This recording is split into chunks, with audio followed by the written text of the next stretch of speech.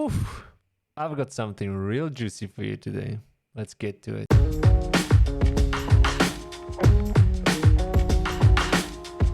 So, thanks to a friend of mine, for the past few days, I've been very interested in the resource yield buff. So basically, my friend was mining orichalcum, and at some point, after boosting his yield to the max, he found he got 2 void ores instead of 1. And this got me interested. How does that work? Is this even possible? He sent me a screenshot, so I wasn't sure if it was a bug or if you actually could get 2 void ores instead of 1.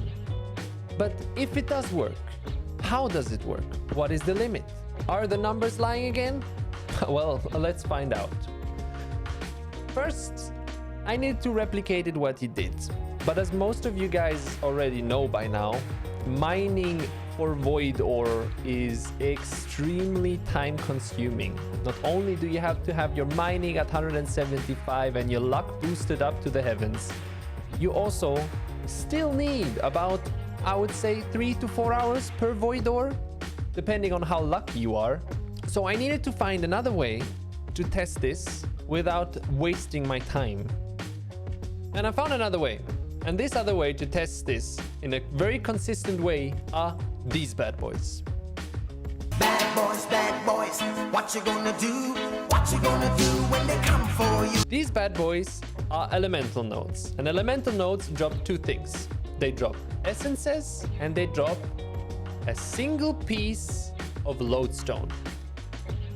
And this lodestone is the interesting part here, because we are gonna try to, instead of get 1 piece of lodestone, we'll get 2 on a consistent basis. Okay, let's get started. So we have our test subject, but now we have to find out how we're gonna squeeze out 2 lodestones instead of 1 out of this poor fella. And this is where yield comes into play. Yield is a buff, perk, bonus, whatever you want to call it, that New World has that increases the amount of gathered resources you get. They come in different forms.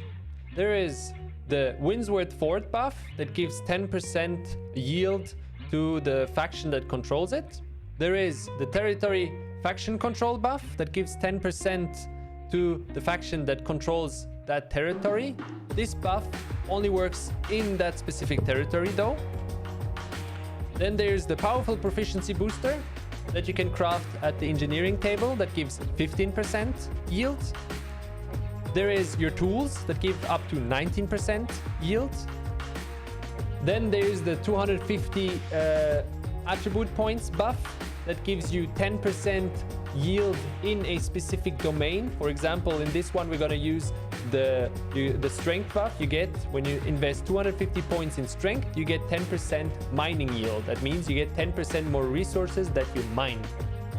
Then there's lifestyle buff. You get the lifestyle buff if you own a house in a territory where the company decides to activate one of the lifestyle buffs. Lifestyle buffs are again gathering trade skill specific. That means here we're going to be interested in the mining yield lifestyle buff.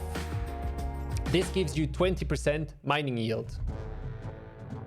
So now that we know how to increase our yield, it is time that we start experimenting. And right out of the box, my first theory was, logically, if you want to double a single drop, you need 100% yield, because that means you get 100% more of what you actually get. And there was a first catch, because you cannot achieve 100% yield. The highest amount that you can achieve with the in-game buff that are shown is 84%. But of course, I didn't give up here, because games are known to round up certain numbers. So maybe if you have over 51% yield, you can still achieve to double the amount of items that you gain. So I started my experiments. I activated all the buffs that are listed before. And I got 2 items instead of 1. So it does work. I could have stopped here, but I decided I wanted to know exactly what do I need, how much do I need, and are these numbers even working?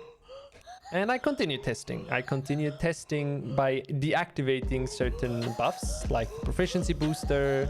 I deactivated the Windsward Fort buff. I lowered my strength to lose the strength 250 attribute buff. And I ran into some serious inconsistency. The first inconsistency I found was by doing the exact same test in 2 different territories. So I did the exact same tests I did in Cutlass, but in Eben scale. And as you can see from the result, I have the exact same percentage of yield, and yet I didn't achieve to get the double in Eben scale with less than all the buffs active. Now, why is this? Why does the territory matter? Both territory are under my faction control. In both territory, I didn't have the Windsward Fort, and yet in Eben scale, I only achieved to double my single drops by activating all the buffs. My first theory was, maybe lifestyle buff is not global. Even though it says it is global, maybe it is not. But this was very quickly proven wrong by redoing the same test in Everfall. In Everfall, I got the same results as in Cutlass. And the confusion started. I started to look at what are the differences between these territories that I tested in. And the only difference I found is the territory standing. And more specifically, the territory standing upgrades I chose. In one territory, I chose to upgrade the gathering speed more, and in the other, I didn't. In one territory, I had 27 gathering speed, in the other, I only had 16. And after Googling a bit, I found out that a lot of other people have observed this already.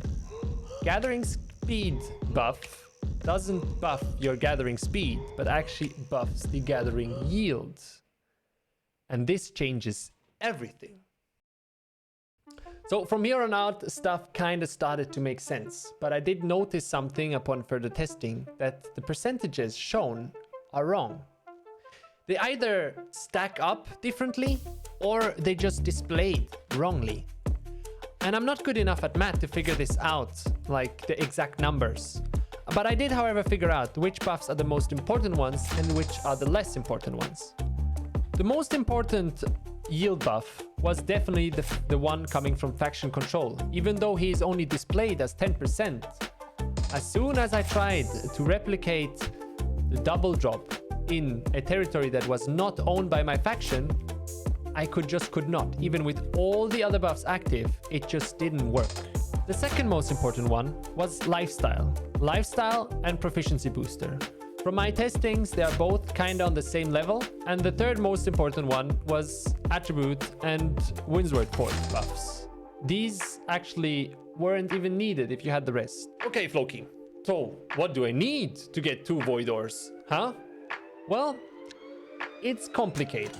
And I'll make it as simple as possible. So first, I'd like to put a disclaimer here that I haven't done any test for gathering speeds above 30%. And I am also not sure if this actually is an exploit or a bug or whatever, because it is displayed as gathering speed and not gathering yield. So it might just be a mistake. So this might just change in the future if Amazon fixes this. We'll see then.